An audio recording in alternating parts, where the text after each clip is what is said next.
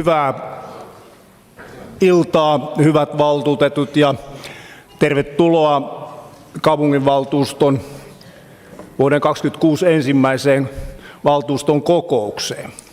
Avataan kokous. Pyydän painamaan läsnäolo näppäintä sieltä pöydältä.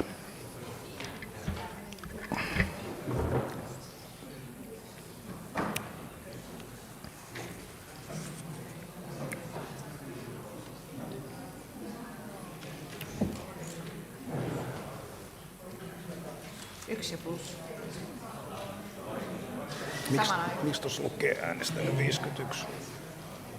Ei niin kuin 2 puuttuu vielä. Tiina Montonen. Noniin. Kiitoksia. Ja paikalla on 49 valtuutettua ja 2 varavaltuutettua sekä nuorisovaltuuston edustajat, tulkoon tässä nyt nimeltä mainittua, Emilia Pirinen ja Eero Järvinen, tervetuloa. Ja poissaolostaan ovat ilmoittaneet Ari Liljasto ja Saara Kiventöyry ja heidän tilallaan varavaltuutetut Anne Mielonen ja Olli-Pekka Brunila. Läsnäolijat on todettu. Siirrytään pykälään 1, kokouksen laillisuus ja päätösvaltaisuus. Ja päätösehdotus on, että todetaan kokouksen laillisuus ja päätösvaltaisuus. Keskustelua päättyy ja päätetään päätösehdotuksen mukaisesti. Pykälä 1 on loppuun käsitelty. Pykälä 2. Pöytäkirjan tarkastajien valinta. Ja vuorossa ovat valtuutetut Mikko Eskola ja Eeva-Liisa Frilander-Paavilainen. Ja valtuutettu Eskola sopii ja Frilander-Paavilainen. Eli valitaan pöytäkirjan tarkastajiksi valtuutetut Mikko Eskola ja Eeva-Liisa Frilander-Paavilainen, ja pykälä 2 on loppuun käsitelty. Siirrytään pykälään 3, käsittelyjärjestys, ja esitys on, että hyväksytään esityslistan mukaisena. Keskustelua päättyy ja hyväksytty esityksen mukaan. 3 loppuun käsitelty. Siirrytään pykälään 4, kaava numero 0420, Katariinan asuinalue, asemakaavan muutos. Ja päätösehdotus kuuluu seuraavasti.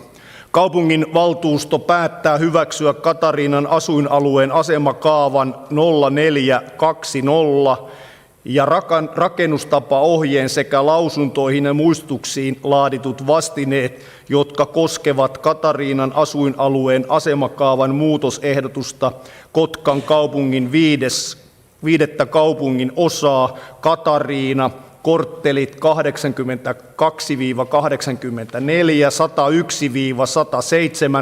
101-117,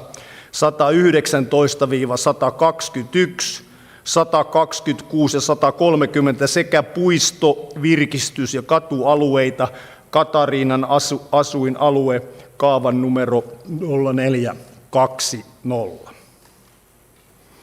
Avaan asiasta keskustelua.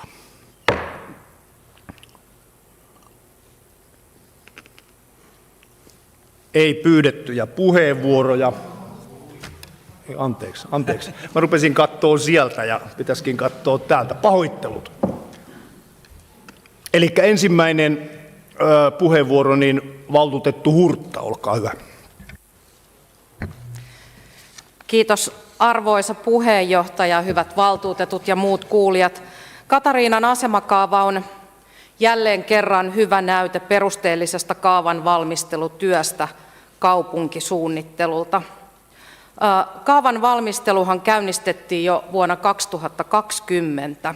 Kaavan valmistelun lähtökohtana oli se, että alue on määritelty valtakunnallisesti arvokkaaksi rakennetun kulttuuriympäristön alueeksi. Valtakunnallisesti merkittävien rakennettujen kulttuuriympäristöjen kaupunkikuva on pyrittävä turvaamaan sekä säilyttämään alueilla jo olevia rakennuksia ja ympäristöjä. RKY-alueiden osalta on huolehdittava kaikilla kaavatasoilla siitä, että kaavaratkaisut eivät ole ristiriidassa valtakunnallisesti merkittävien rakennettujen kulttuuriympäristöjen ominaisluonteen ja erityispiirteen kanssa. Lisäksi tavoitteena on mahdollisen täydennysrakentamisen ja muiden muutosten sopeuttaminen kulttuuriympäristön ominaisluonteeseen ja erityispiirteisiin. Näitä ominaispiirteitä Katariinassa ovat muun muassa rakennetun aikakauden synnyttämä kaunis puurakentamiseen keskittynyt rakennuskanta, puutarhamaiset pihat, vehreys ja alueen väljyys, jotka ovat luonnollisesti iso osa sen houkuttelevuutta ja viihtyisyyttä. Kaavatyön valmistelun aikana jokainen talon ja rakennuksen säilyneisysaste on arvioitu ja kyseiselle rakennukselle on sen mukaan annettu eri tasoisia suojelumerkintöjä. Mitä paremmin säilynyt rakennus on, sitä suurempi suojeluarvo myös on. Tämän inventoinnin perusteella rakennuksille osoitettu suojelumääräyksiä on osoitettu suojelumääräyksiä SR1, SR2 ja SR3, joista SR1 on luonnollisesti niin sanotusti tiukin määräys. Myöhemmin rakennetuille rakennuksille ei ole määritelty suojeluarvoa. Haluaisin nostaa muistutuksena muutamia asioita esille, koska kaavan valmistelun aikana on myöskin julkisuuteen hiukan muuta haluttu viestiä. Ensinnäkin Katariinan asuinaluetta ei ole asetettu rakennuskieltoon asemakaavan vuoksi. Asemakaavan suojelumerkinnät eivät estä rakennusten uudistamista nykyaikaisen asumisen tasoa vastaaviksi, eli esimerkiksi aurinkopaneelit tai vastaavat tekniset ratkaisut on mahdollisia tulevaisuudessakin. Taloista on suojeltu vain niiden ulkoasu.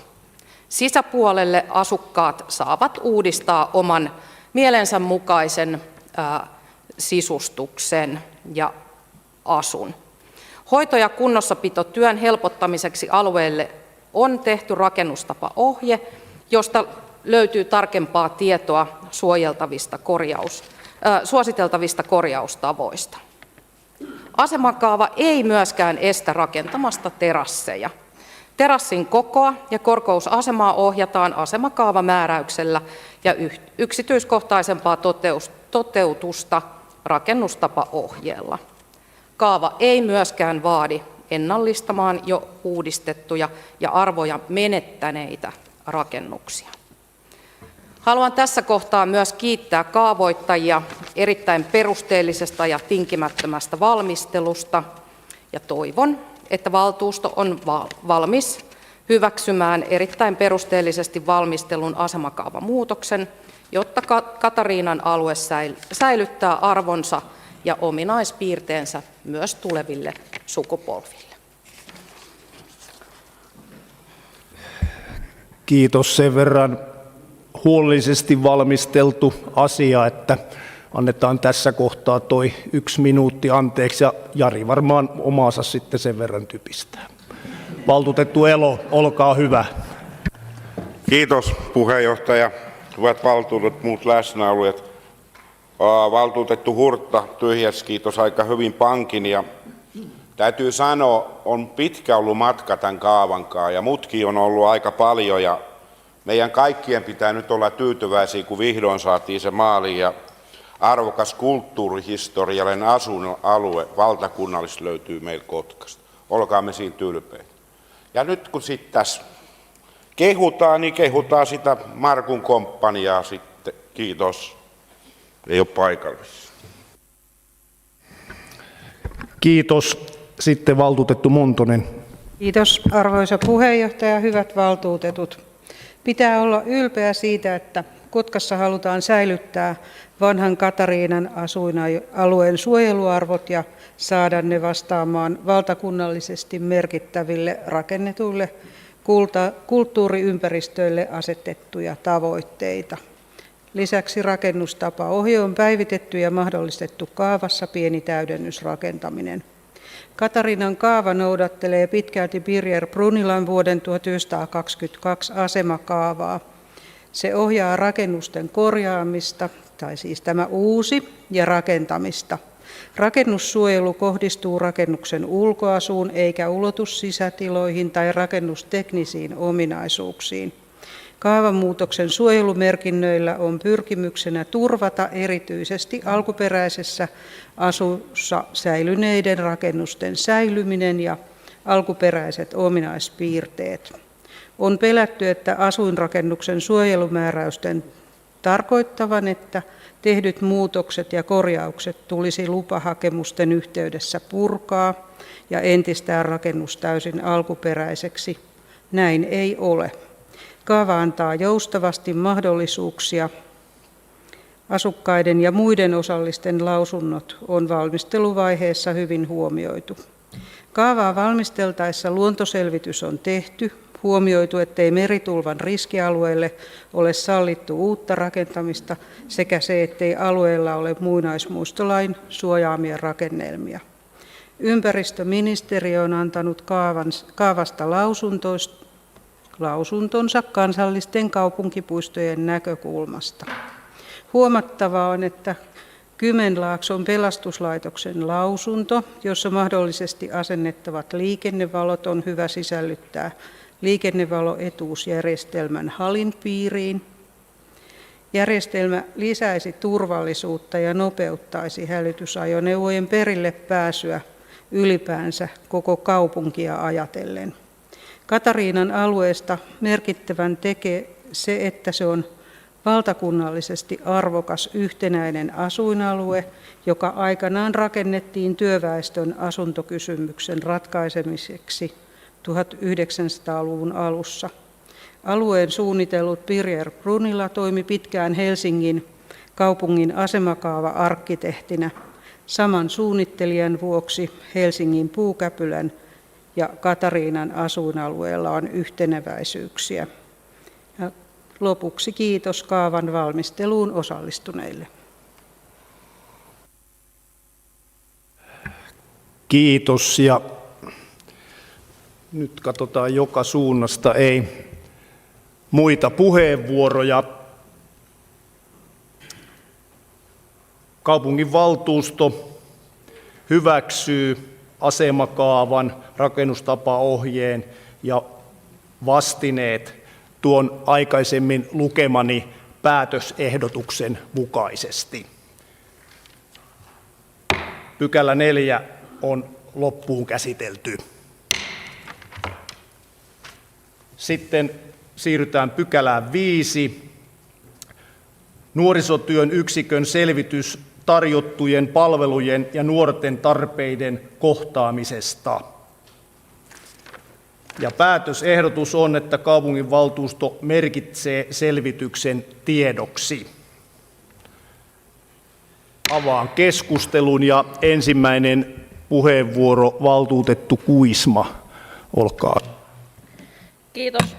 Puheenjohtaja, hyvät valtuutetut ja muut kuulijat. Nuorisotyön yksikkö tekee vaikuttavaa työtä maltillisilla resursseilla. Nuorisotyö on sen kaltaista, että siinä kohdataan ihminen ihmisenä, nuori nuorena ja ollaan turvallisia aikuisia. Toteutuvan nuorisotyön määrä on pitkälti kiinni olemassa olevista henkilöresursseista. Tätä työtä ei robotit ainakaan ihan lähitulevaisuudessa korvaa. Nuorisotyötä tehdään laadukkaasti ja siinä on käytössä omat arviointikriteeristönsä. Nuorisotyössä tuloksiin päästään pitkäjänteisellä työllä, ei hakemalla pikavoittoja tai sirkushupeja. Nuorisotyön työmuodot ovat laajat, käytettävissä olevan henkilötyövuosimäärään verraten on muun muassa useamman kerran viikossa auki olevia nuorisotiloja, on mopopaja, on vautapossu, joka liikkuu ympäri kaupunkia kohtaamassa nuoria. Nuorten saapumista nuokkareiden piiriin auttaa minusta myös se, että eri kaupunginosissa olevilla nuorisotiloilla on yhtenäväiset aukioloajat. Nuorisotyön yksikön työntekijät liikkuvat toimipisteestä toiseen tarpeiden mukaan, jota ei taida ihan joka yksikössä kautta vastuualueella yhtä ketterästi tapahtua.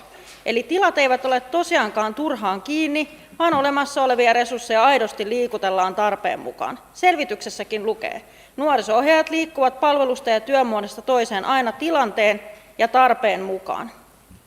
On hyvä myös muistaa, että etsivä nuorisotyö ostetaan ostopalveluna EKAMilta koko Etelä-Kymenlaakson alueella ja se on lakisääteistä. Etsivä nuorisotyö tavoittaa erityisesti vaikeassa tilanteessa olevia nuoria ja auttaa heitä eteenpäin erilaisissa elämän kimuranteissa tilanteissa. Etsivät ovat nimikkeensä mukaisesti yksilövalmentajia. Nuorisotyön eri muodot taas enemmän luovat pohjaa tulevaan ja ennaltaehkäisevät tulevaisuuden haasteita.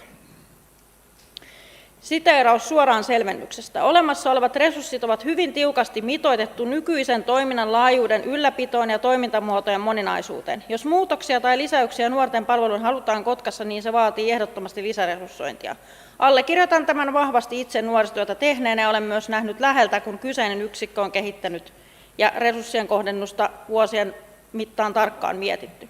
Nuorisotyössäkin kilpaillaan hyvästä henkilöstöstä, joten työmäärän on oltava työntekijöille sen kaltainen, että he jaksavat aidosti ja nuorisolähteisesti kohdata nuoria ja toteuttaa nuorisopalveluja. Toivottavasti tämän selvityksen myötä nuorisotyön arvostus meidän kaupungissamme kasvaa. Kiitos. Valtuutettu Jäntti. Kiitos puheenjohtaja.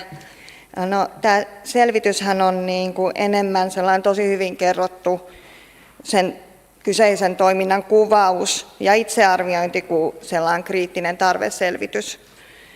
Tämä selvityshän keskittyy lähinnä niihin nuoriin, jotka jo osallistuu siihen toimintaan, eikä ole ihan hirveän analysyyttisesti käsitelty, että ketkä sinne ulkopuolelle jää tai miksi ja miten heidät voidaan niin kuin tavoittaa sitten paremmin. Toki niin kuin selväksi tulee, että resursseja siellä on tosi vähän ja sen takia sitä toimintaa ei ehkä pystytä niin hyvin tuottaa kuin haluttaisiin. Kiitos. Valtuutettu Hasu. Kiitos puheenjohtaja, hyvät valtuutetut ja virkamiehet ja muut kuulijat.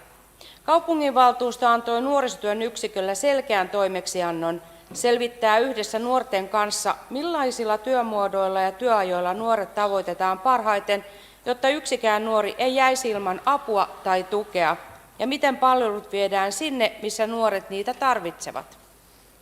Selvitys vastaa tähän toimeksiantoon erityisesti työmuotojen osalta. Kotkassa nuorisotyötä tehdään monipuolisesti nuorisotiloissa, kouluissa, harrastuksissa, leireillä sekä liikkuvan ja etsivän nuorisotyön kautta, ja nuorten luottamus aikuisten apuun on korkealla tasolla. Tämä kertoo siitä, että ne nuoret, jotka tavoitetaan oikeilla tavoilla. Sen sijaan työaikojen osalta selvitys jää puutteelliseksi. Toimeksiannossa haluttiin nimenomaan tietoa siitä, milloin nuoret ovat parhaiten tavoitettavissa. Tätä ei ole analysoitu järjestelmällisesti eikä siitä ole tehty johtopäätöksiä tai kehittämisehdotuksia. Tämä on keskeinen aukko suhteessa valtuuston tahtoon. Selvitys tunnistaa myös tärkeän haasteen. Kaikki nuoret eivät ole palveluiden piirissä. Nämä niin sanotut näkymättömät nuoret ovat juuri se ryhmä, jota toimeksiannolla haluttiin tavoittaa. Liikkuva ja etsivä nuorisotyö nousevat keskeisiksi ratkaisuiksi. Hyvät valtuutetut, selvitys antaa hyvän kuvan nykytilasta, mutta jättää vielä vastaamatta siihen, miten toimintaa tulisi kehittää, jotta yksikään nuori ei jäisi tuen ulkopuolelle. Se on kysymys, johon meidän on päätöksenteossa seuraavaksi vastattava. Kiitos. Valtuutettu Almgren. Joo, kiitos arvoisa puheenjohtaja. Kiitos Kotkan nuorisotyön yksikölle selvityksestä nuorille tarjottujen palvelujen ja nuorten tarpeiden kohtaamisesta. Selvityksen oli koottu relevantit asiat otsikoineen. Valtuutettu Minni Kuisma puhui juuri äsken asiaa ruohonjuuritasolta. Kiitos myös valtuutettu Johanna Hasulle hyvästä puheenvuorosta. Tämä selvitys itsessään jäi mielestäni hieman ylätasolle ja ohueksi. Kotkan NUPS-nuorisotyön perussuunnitelma on laadittu vuosien 2022-2023 aikana. Se olisi hyvä päivittää nykyhetkeen. Jatkossa kiinnostaisi myös niiden lasten ja nuorten prosenttiosuudet, jotka eivät olleet lainkaan palvelujen piirissä esim. Vuosina 24-25. Ja tähän vertailuun ne prosenttiosuudet, jotka käyttävät näitä tärkeitä palveluita. Tämähän ei tarkoita sitä, että osalla menee hyvin ja osalla huonosti.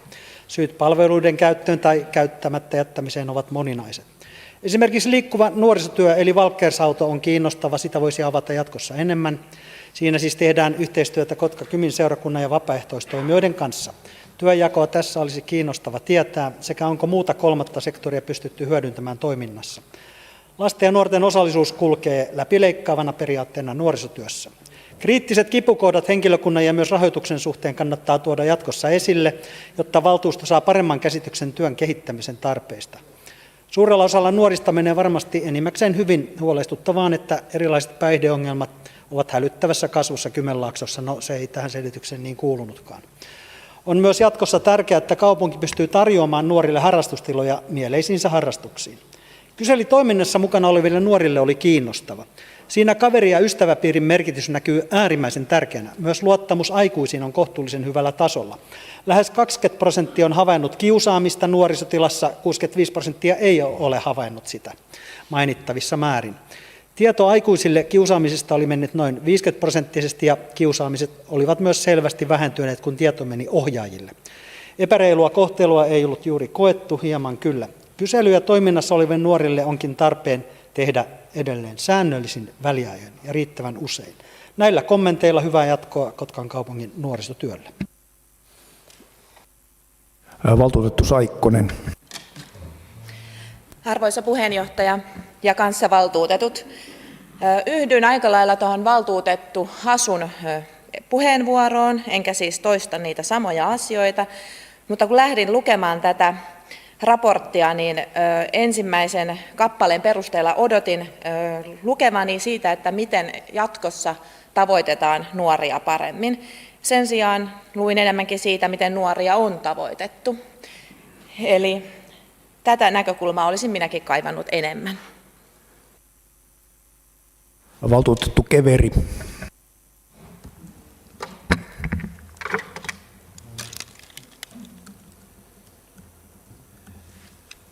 Arvoisa puheenjohtaja, hyvät valtuutetut ja muut kuulijat.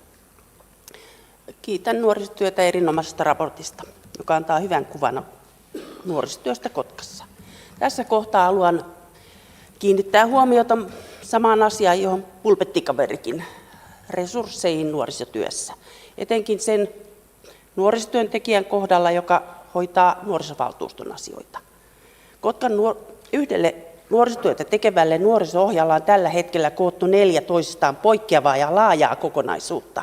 Alueellinen nuorisotyö, koulunuorisotyö yläkoululla, nuorisovaltuuston ohjaustyö, alle 14-vuotiaiden osallisuus ja vaikuttamistyö.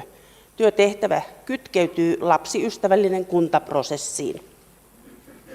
Näiden lisäksi ohjaajalla on merkittävä määrä hallinnollisia tehtäviä, kokousjärjestelyjä, asiakirjahallintaa ja iltatyötä. Nuorisovaltuusto on kaupungin hallituksen alainen lakisääteinen vaikuttamistoimielin, jonka ohjaaminen edellyttää hallinnollisesti vastuullista ja resurssoitua toimintamallia. Hallinnollinen tukiresurssi olisi tarpeen ainakin nuorisovaltuuston hallinnoinnissa, jotta nuoriso-ohjaaja voi keskittyä nuorisotyöhön. Sisäisesti työnjakoa ei voi enää tehdä, koska aiemmin on karsittu nuorisotyön työpanoksia. Meillä on tässä kokouksessa tarkastelettavana myös arjen turvallisuusraportti, johon haluan kytkeä tämän nuorisotyöntekijöiden resurssipuolen. Siinä marraskuun 2025 seurantaindikaattoreiden tulokset eivät anna alueemme nuorten hyvinvoinnista kovin ruusuista kuvaa. Muutama esimerkki. Henkeen ja terveyteen kohdistuneet rikokset, joissa tekijä alle 15-vuotias ovat kasvaneet 6-kertaiseksi 10 vuodessa. 2014 48 tapausta, 2024 290 tapausta. Mielenterveyden ja käyttäytymisen häiriöiden vuoksi työkyvyttömyyseläkettä saavien nuorten alle 34-vuotiaiden määrä on Kymenlaakson hyvinvointialueella 2-kertainen verrattuna koko maahan. Syrjäytymistaso, koulutustaso, alkoholin liikaa käyttävien määrä on alueellamme muuta maata korkeampia. Nuorisovaltuusto on ainoa vaikuttamistoimielin, johon ei ole ohjattu hallinnollista resurssia. Voisiko näihin nuorten asioihin vaikuttaa sillä, että nuoriso-ohjaaja voi keskittyä nuorisotyöhön nuorten hyväksi ja saisi sen hallinnollisen resurssin. Kiitos. Valtuutettu Frilander Paavilainen. Puheenjohtaja, hyvät valtuutetut. Nuorten vapaa-ajan kehittäminen on erittäin tärkeä asia. Ja painopistealueena siinä voisi olla hyvinvoinnin tukeminen, matalan kynnyksen harrastaminen ja digitaalisten ja fyysisten tilojen järjestäminen. Tämä raportti, joka meillä on ollut luettavana, on hyvin selkeä selostus siitä, että mitä jo on. Ja myöskin Hasun puheenvuorossani tuotiin esiin tämä, raportista puuttuu tämmöinen arvioiva sävy ja kehittämistoimenpiteet, joita voisi niin kuin tietysti nuorten toiminnan järjestämisessä enemmänkin miettiä. Harrastamisen Suomen malli, jonka periaatteena on, että keskeisenä tavoitteena on tarjota jokaiselle lapselle ja nuorelle maksuton ja mieluisa harrastus koulupäivän yhteydessä. Tietysti koulu ei tätä harrastustoimintaa lähde järjestämään, mutta mehän olemme täällä valtuustossa tehneet hyvän päätöksen siitä, että liikuntatilat ovat meidän nuorille ilmaisessa käytössä. Tämän toivoisin laajennettavan myöskin musiikin harrastukseen, että musiikin harrastuksen yhteydessä ei tarvitsisi maksaa aika kalliita vuokria koululuokkien käytöstä. Se olisi meillä tämmöinen, niin kuin sanoisin, haaste, mutta nostan hattua sille periaatepäätökselle, joka on tehty, niin liikunnan toiminnan harrastaminen näissä ei-maksullisissa tiloissa. Tärkeätähän on, että vanhemmat ovat mukana tätä harrastustoimintaa yhdessä myös järjestämässä lasten ja nuorten kanssa. Mielenterveysperustainen harrastustoimintaan keskittyminen on mielestäni erittäin tärkeää, koska lapsilla sekä nuorilla on tänä päivänä hyvin paljon mielenterveysongelmia. Tavoitteena voisi olla vapaa-ajan toimintaa kehitettäisiin yhä enemmän tukemaan tämän mielen hyvinvointia. Ja meillähän on tämä järjestö Mieli ry, jonka kanssa voisi tehdä myöskin Kotkan kaupungin nuorisotoimi vieläkin tukevampaa yhteistyötä, että harrastuksista saataisiin stressivapaita ja ne vahvistaisivat tämän lapsen ja nuoren itsetuntoa. Mutta raportti sinänsä hyvä, arvioivaa sävyä kaipaa lisää. Kiitos. Valtuutettu Kinnunen. Kiitos puheenjohtaja. Hyvät valtuutetut ja muut kokousta seuraavat. Iso kiitos nuorisotyön yksikölle upeasta työstä, mitä teette. Yhdyn samaan palautteeseen monen muukin puhujan kanssa siitä, että olisi tärkeää kuulla sitä analyysiä siitä, miten niitä nuoria voitaisiin tavoittaa, jotka eivät vielä ole siellä palveluiden piirissä. Tämä selvitys kuitenkin kertoo meille, että 91% toimintakuluista menee henkilöstökuluihin, joten ymmärrän hyvin, että tekemistä on vaikeaa lisätä ilman resurssien lisäämistä. Tähän nähden tämä tavoite, jotta yksikään nuori ei jäisi ilman apua tai tukea, tuntuu melko kaukaiselta ja haastavalta. Se me kuitenkin on laitettu tämän selvityksen tavoitteeksi. Toivoahan tässä tuo se, että kokoomuksen ryhmästä Hasu toi äsken tätä tavoitetta esiin, eli ilmeisesti halukkuutta nuoriin panostamiseen on laajalti valtuustossa myös eurojen muodossa. Toivottavasti tämä ajatus kantaa myös talousarviokeskusteluissa loppuvuodesta. Kiitos. Kiitos. Ja nyt en näe valtuutettujen puheenvuoropyyntöjä enempää. Sitten nuorisovaltuuston edustaja Eero Järvinen, ole hyvä. Kuuluuko tämä hyvin kaikille? Mä puhun täällä nyt tänään ekaa kertaa, että jos mun ääni vähän värisee, niin se on siitä syystä. Arvoisa puheenjohtaja, hyvät valtuutetut ja muut kuulijat. Nuorisovaltuusto on tutustunut Kotkan nuorisotyön yksikön selvitykseen ja haluaa todeta olevansa kokonaisuutena tyytyväinen esitettyyn johtopäätöksiin ja tehtyyn työhön. Selvitys osoittaa, että Kotkassa nuorisotyön työmuodot ovat monipuolisia ja tavoittavat suuren joukon lapsia ja nuoria eri ikäryhmissä. Avoin nuorisotilatoiminta, liikkuva nuorisotyö, harrastamisen Suomen malli, koulunuorisotyö sekä etsivä nuorisotyö muodostavat kokonaisuuden, joka vastaa monen nuoren tarpeisiin. Osallistujamäärät ja nuorilta saatu palaute kertovat, että toiminta koetaan mielekkääksi. Nuorisovaltuusto pitää erityisen tärkeänä sitä, että nuorten kuuleminen ja osallisuus kulkevat läpileikkaavana periaatteena kaikessa nuorisotyössä. Myös nuorten vahva luottamus aikuisten tarjoamaan apuun. Arviossa oli mainittu, että 4,4/5 kokee, että nuorisotyöllä on vahva ja luotettava rooli Kotkassa. Samalla tunnistamme selvityksessä esiin nostetun haasteen. Kaikkia nuoria ei kuitenkaan vielä tavoiteta. Tässä liikkuvan nuorisotyön merkitys korostuu ja nuorisovaltuusto pitää tärkeänä, että tätä työmuotoa kehitetään edelleen, jotta yksikään nuori apua tai tukea tarvitseva nuori ei jää palveluiden ulkopuolelle. Nuorisovaltuusto on tyytyväinen siihen, että nuorisotyön yksikkö arvioi toimintaansa säännöllisesti ja käyttää saatua tietoa kehittämisen pohjana. Pidämme tärkeänä, että nuorisotyö saa riittävät resurssit ja tätä työtä jatketaan tiiviissä yhteistyössä nuorten kanssa myös tulevaisuudessa. Kiitos paljon.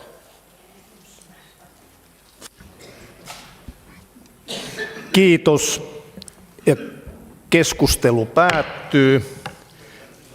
Ja kaupunginvaltuusto päättää merkitä selvityksen tiedoksi ja päätettyä pykälä 5 on loppuun käsitelty.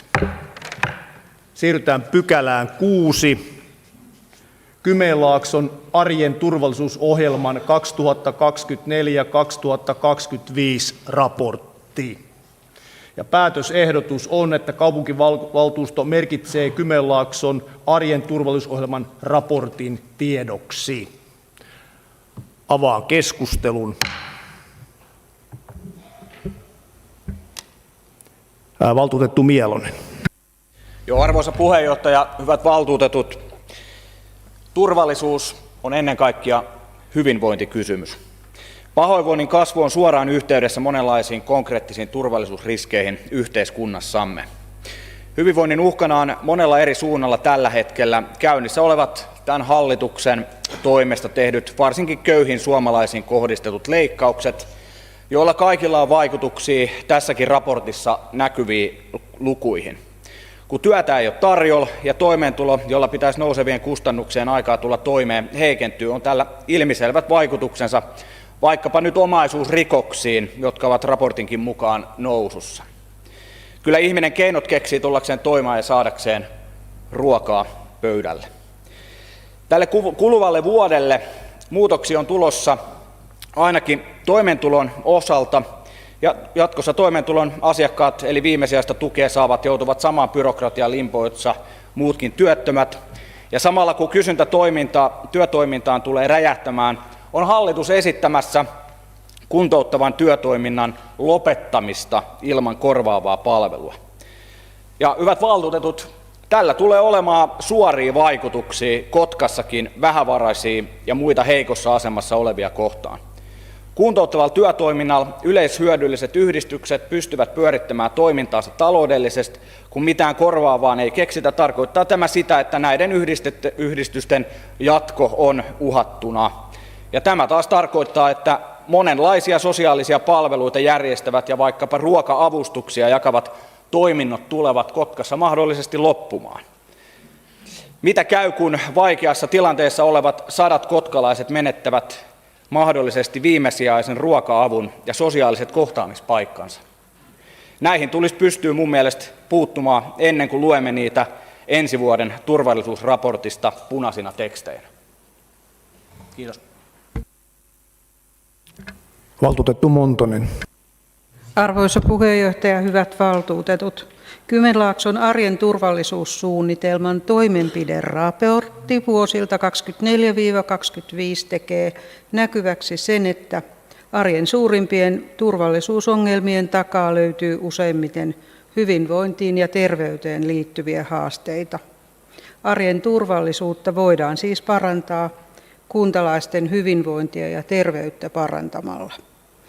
Eriarvoisuus on kasvanut Suomessa elämän eri osa-alueilla liittyen hyvinvointiin, terveyteen, talouteen, syntyperään, ikään tai asumiseen. Hyvinvointisuunnitelmat ovat siis tärkeitä ja myöskin rahoitus niiden toteuttamiseksi. Arjen turvallisuussuunnitelma sisältää todella paljon asiaa. Raportissa kerrotaan, miten mennään erilaisten arviointikriteereiden suhteen. Se on laaja sisältäen muun muassa monia asioita, jotka liittyvät turvalliseen arkeen ja terveelliseen ympäristöön, tapaturmien ja lähisuhdeväkivallan ehkäisyyn sekä syrjäytymisen ehkäisyyn. Jokaiselle kunnalle on koottu oma kuntakortti osaksi arjen turvallisuusohjelmaa, joita voidaan sitten käyttää hyväksi kunnassa. Osa kuntakortin asioista valtuutettu Keveri toikin puheessaan esiin. Lasten ja nuorten kouluterveyskyselyä on myös käytetty tuomaan esiin erilaisia asioita, kuten heidän päihdekokeilujaan ja heidän kohtaamansa väkivaltaa. Kannattaa tutustua tähän ohjelmaan.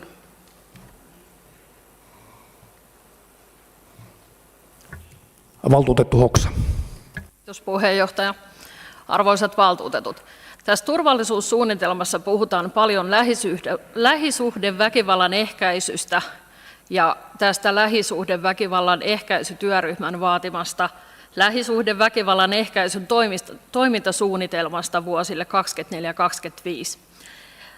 Viime kaudella on vammaisneuvoston kautta perehtynyt tähän suunnitelmaan ja todennut, että sieltä puuttuu, kävin eilen tarkistamassa nimittäin netistä löytyvän tämän suunnitelman, sieltä puuttuu hyvin merkittävä asia. Siellä lähisuhdeehkäisyn suunnitelmassa mainita ollenkaan YK:n vammaissopimusta, minkä 16 artikla nimenomaan velvoittaa valtiot toteuttamaan sukupuoli- ja ikäsidonnaisia toimenpiteitä vammaisiin kohdistuvan hyväksikäytön ja väkivallan ehkäisemiseksi. Tämä on meille merkittävä puutos siellä suunnitelmassa, sillä vammaiset henkilöt kokevat lähisuhdeväkivaltaan useammin kuin muut. Erityisesti naisilla ja lapsilla on moninkertainen riski joutua lähisuhdeväkivallan kohteeksi. Vammaisten kokema lähisuhdeväkivalta on usein myös sellaista, siinä on sellaisia muotoja, mitä ei tunnisteta näissä yleisissä ohjelmissa. Tällaisia väkivallan muotoja on esimerkiksi hoivan laiminlyönti tai apuvälineen poisottaminen tai itsemääräämisoikeuden rajoittaminen, joka perustellaan avun tarpeella. Meidän ei tule hyväksyä mitään tällaisia, ja mun mielestä olisi hirveän tärkeää, että nämä kaikki asiat on oikeasti kirjattu sinne suunnitelmiin. THL:n suosituksen mukaisesti ne näkyisi siellä, ja ne tulisi myös meidän turvallisuusraporttiin ja näihin kuntakortteihin merkityksi ihan erillisenä ja näkyvänä asiana. Vammaisen henkilön kannalta tilannetta vaikeuttaa usein myös se, että se vammainen, kuka on uhrina tässä tilanteessa, se on täysin riippuvainen siitä lähisuhdeväkivallan tekijästä. Se on usein hänen puoliso tai jotain muuta, niin se vaikeuttaa siitä avun hakemista sekä siitä tilanteesta irtautumista. Minä toivon, että me kaikki otetaan tämä huomioon ja tämä nousee myöhemmin esille myös näihin raportteihin ja suunnitelmiin. Kiitos.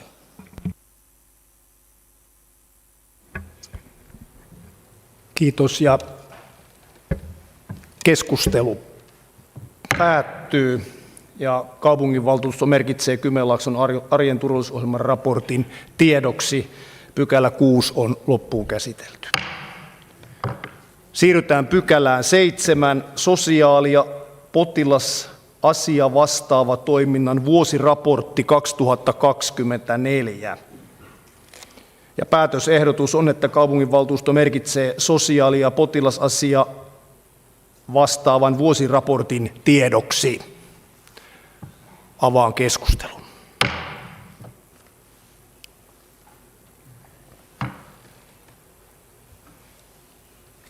Keskustelu päättyy. Kaupunginvaltuusto merkitsee sosiaali- ja potilasasian vastaavan vuosiraportin tiedoksi ja pykälä 7 on loppuun käsitelty. Siirrytään pykälään 8. Eron myöntäminen kasvatuksen ja koulutuksen lautakunnan jäsenyydestä, suluissa Pia Kaari ja uuden jäsenen valinta. Ja päätösehdotus on kaksiosainen. Ensinnäkin valtuusto myöntää Pia Kaarille eron kasvatuksen ja koulutuksen lautakunnan jäsenyydestä, ja 2 valitsee Kaarin tilalle uuden jäsenen kasvatuksen ja koulutuksen lautakuntaan. Ja aikaisemmin toteutetun käytännön mukaisesti, mikäli tässä kohtaa varajäsen nimetään varsinaiseksi jäseneksi, niin nimeämme tässä samassa yhteydessä myöskin sitten uuden varajäsenen. Avaan keskustelun ja valtuutettu Elomaa. Joo, kiitos puheenjohtaja. Hyvät valtuutetut, varmaan Pialle myönnetään se ero, niin ehdotan täältä sitten uuden jäsenen sinne. Eli Pia Kaaren tilalle sinne lautakuntaan Anne Kainlauri, entinen varajäsen, ja Anne Kainlaurin tilalle Tuulia Paanetiainen, uusi varajäsen. Kiitos, ja muita ehdotuksia ei tarvita, eli otetaan tuo ensimmäinen kohta, eli myönnetään Pia Kaarelle ero, myönnetty, ja sitten valitaan hänen tilalleen Anne Kainlauri, ja sitten lautakuntaan varajäseneksi Tuulia Paanetiainen.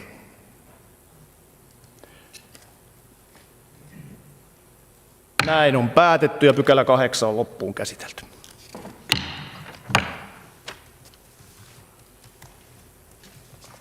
Pykälä 9. Valtuustoaloite kolmannen sektorin palkkatuen vaikutukset ja järjestöjen toimintaedellytysten turvaaminen.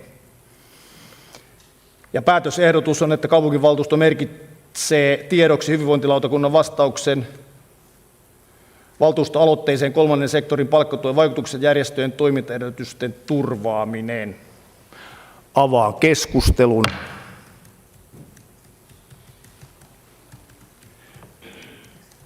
Keskustelu päättyy. Merkitään tiedoksi. Pykälä 9 on loppuun käsitelty. Ja pykälä 10. Vastaus valtuustoaloitteeseen sekä Kymen HVA:n hakemukseen kotihoidon pysäköintitunnuksista. Ja päätösehdotus on, että kaupunginvaltuusto merkitsee tiedoksi kaupunkirakennelautakunnan käsittelyn mukaisen vastauksen valtuustoaloitteeseen koskien kotihoidon pysäköintitunnusta. Avaan asiasta keskustelun.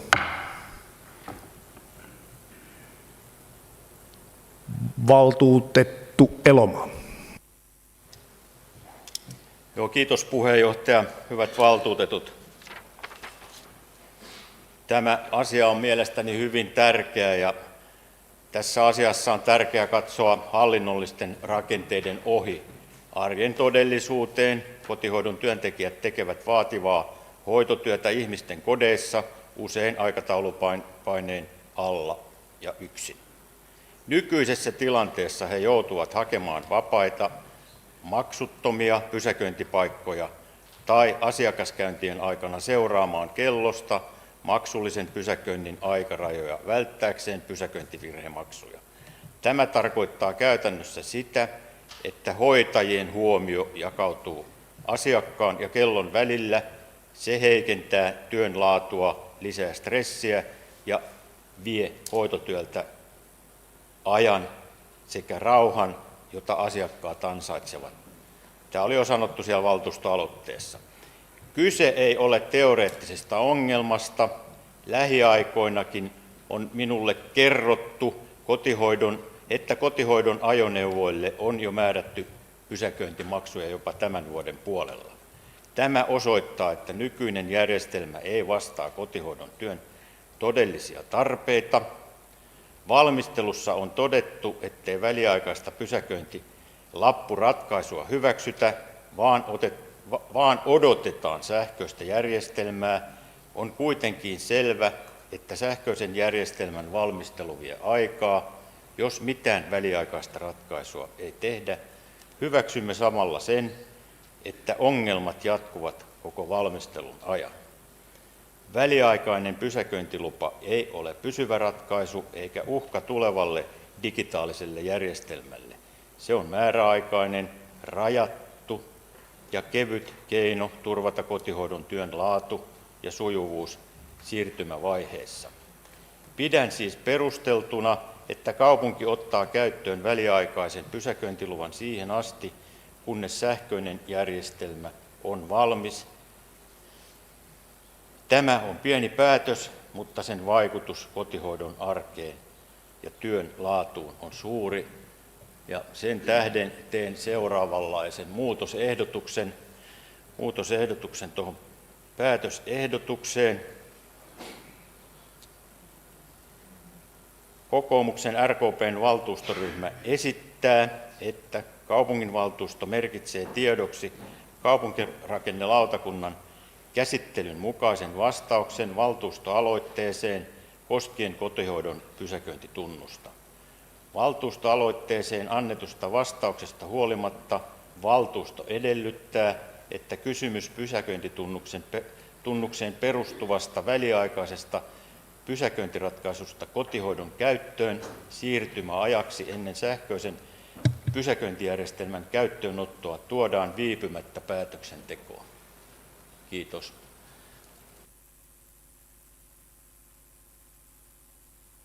Kiitos. Ja sitten valtuutettu Brask. Kiitos arvoisa puheenjohtaja. Tuo kaikki, mitä valtuutettu Elomaa kertoi kotihoidon pysäköintiongelmasta, on täysin totta. Ja korostan nyt, että sosiaalidemokraatit ei kyllä vastusta tätä pysäköintilupa-asiaa millään lailla, mutta yleisesti ottaen vastaus valtuustoaloitteeseen tarkoittaa käsityksen mukaan, että merkitään tiedoksi tai sitten jopa palautetaan valmisteluun. Jotenka nyt sen vuoksi vähän ensinnäkin siinä taidettiin sanoa, että viipymättä käsittelyyn on hieman ongelmallinen ymmärtää, mitä se nyt tässä tapauksessa tarkoittaa. Olisiko tätä voinut kumminkin jotenkin muuta kautta valmistella. Ja sitten toiseksi niin tämän tyyppiset esitykset, muutokset, olen itse tottunut siihen, että näistä käydään etukäteen keskustelua ja tuodaan ryhmille tiedoksi, jotenka nyt en ole varma, oliko tämä lisäys vai muutosesitys. Ymmärsin ensin, että on lisäyksestä kysymys, mutta nyt sanottiin, että muutosesitys, eli emme hyväksy tätä. Valtuutettu Hasu. Kiitos puheenjohtaja. Kannatan Jari Elomaan esitystä.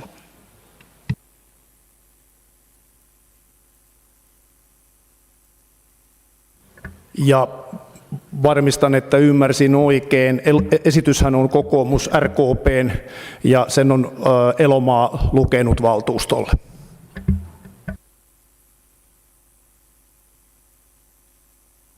Kiitos. Valtuutettu Virtanen.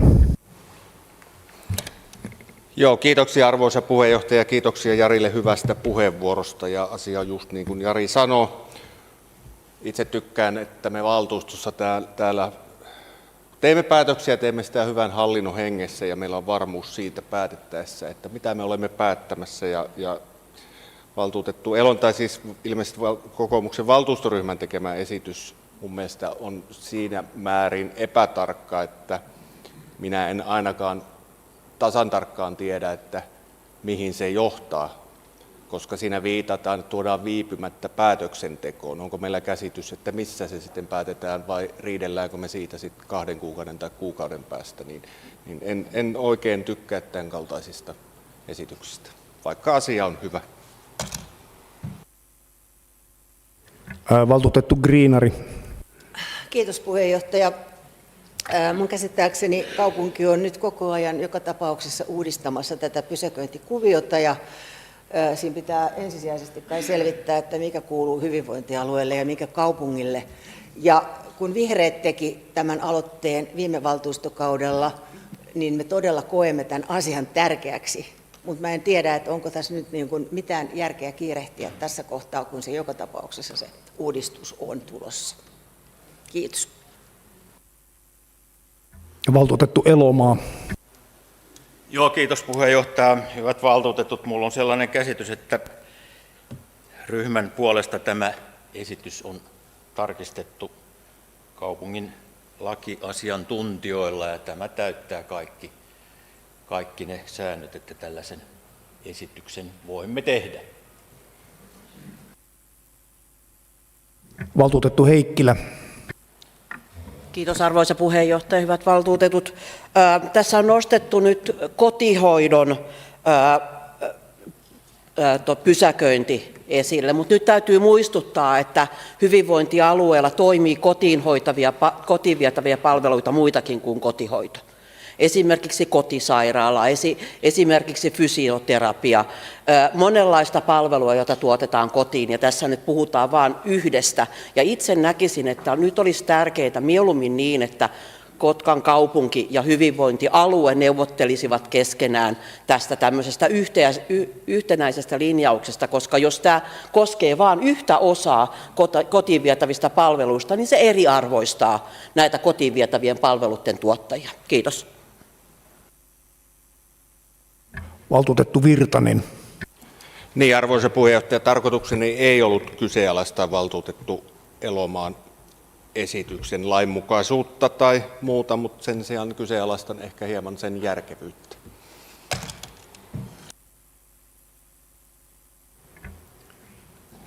Kiitos, ja nyt ei ole muita pyydettyjä puheenvuoroja.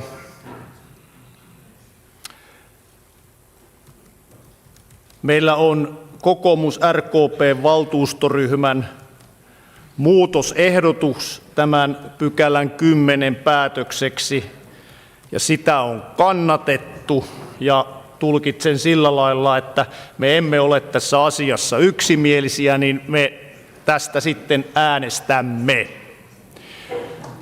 Ja nyt tämä homma menee sillä lailla, että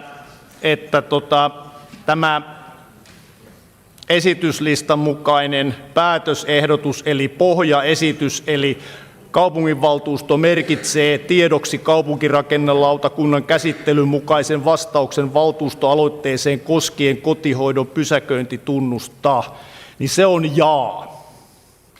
Ja sitten ei on tämä muutosehdotus, ja minä luen sen nyt vielä, että se on varmasti kaikille selvä. Kaupunginvaltuusto merkitsee tiedoksi kaupunkirakennelautakunnan käsittelyn mukaisen vastauksen valtuustoaloitteeseen koskien kotihoidon pysäköintitunnusta. Valtuustoaloitteeseen annetusta vastauksesta huolimatta valtuusto edellyttää, että kysymys pysäköintitunnukseen perustuvasta väliaikaisesta pysäköintiratkaisusta kotihoidon käyttöön siirtymäajaksi ennen sähköisen pysäköintijärjestelmän käyttöönottoa tuodaan viipymättä päätöksentekoon. Tämä on siis ei. Ja me ollaan valmiita. Ja me ollaan valmiita, pyydän toimimaan.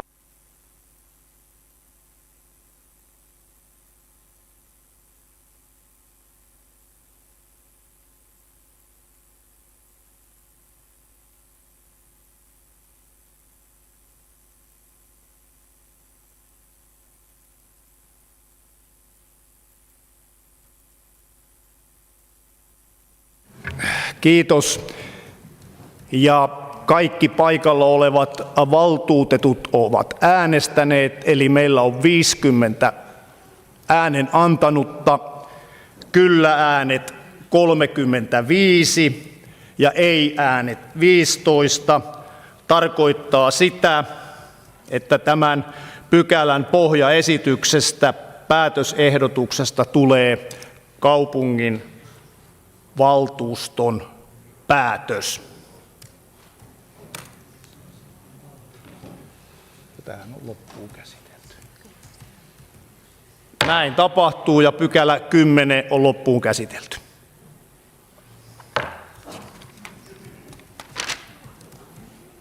Siirrytään pykälään 11 ja se on valtuustoaloitteet.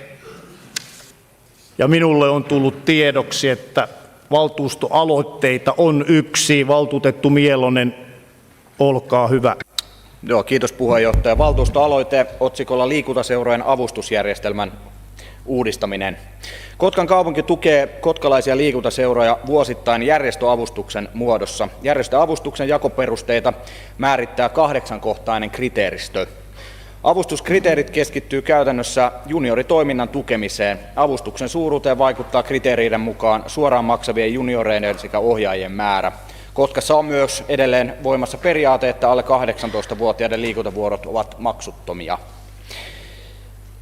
Kriteereihin on määritelty, että vain 5% määrärahasta on myönnettävä kunto- ja erityisliikuntaa toteuttaville seuroille. Tätä osuutta seura ei voi saada, jos se on saanut jo junioritoiminnalleen tukea. Liikuntaseurojen avustusjärjestelmän ongelma on, että se jättää tuen ulkopuolelle suuren määrän liikuntamuotoja ja ikäryhmiä. Se tukee suhteessa enemmän joukkuelajeja, joilla on paljon junioritoimintaa. Hyvinvoinnin edistämisen näkökulmasta tulisi aikuisväestön ja toisaalta esimerkiksi seniori-ikäisten liikuntaharrastusta tukea yhtä lailla. Valtion osuuksissa huomioon otettavassa HYTE-kertoimessa on eri-ikäisten liikunta yhtenä toimintaa kuvaavana indikaattorina. Kunnan tehtävä on edistää järjestöjen toimintaedellytyksiä hyvinvoinnin ja terveyden eteen tehtävän työn toteuttamisessa. Nykyinen malli ei ole tästä näkökulmasta riittävän kattava. Kotkan on käynnistettävä avustusjärjestelmän uudistamistyö. Tarvitsemme kriteeristön, joka tukee nykyistä vahvemmin myös aikuisväestön liikuntamahdollisuuksia. Aikuisten ja erityisryhmien liikuntaa järjestävien seurojen toiminnan tukemiseksi tulisi esimerkiksi muodostaa oma avustusmuoto, jonka keskiössä on terveyttä edistävän liikunnan määrä. Uudistuksen lähtökohdan on oltava, että se lisää mahdollisuuksia nykyisestä, eikä sitä tehdä junioritoiminnan tai joukkuelajien kustannuksella. Esitän, että Kotka käynnistää liikuntaseurojen avustusjärjestelmän päivittämisen yhteistyössä seurojen kanssa. Sen tavoitteeksi asetetaan kotkalaisten liikuntaseurojen toimintaedellytysten sekä monipuolisten liikuntamahdollisuuksien turvaaminen kaikille yhdenvertaisesti. Kiitos. Kiitos. Ja tämä aloite merkitään pöytäkirjan liitteeksi ja hallintosäännön 16. luvun 1. pykälän 2. momentin perusteella niin aloite lähetetään kaupunginhallituksen valmisteltavaksi. Ja nyt ei ole muita valtuustoaloitteita, jolloin pykälä 11 on loppuun käsitelty. Nyt meillä on päätös, eikö niin? Ja ennen kuin päätän kokouksen, niin huomaan, että muutamalla teistä ei ole vielä tämä tunnus käytössä, niin pyydän, että parannatte siinä asiassa.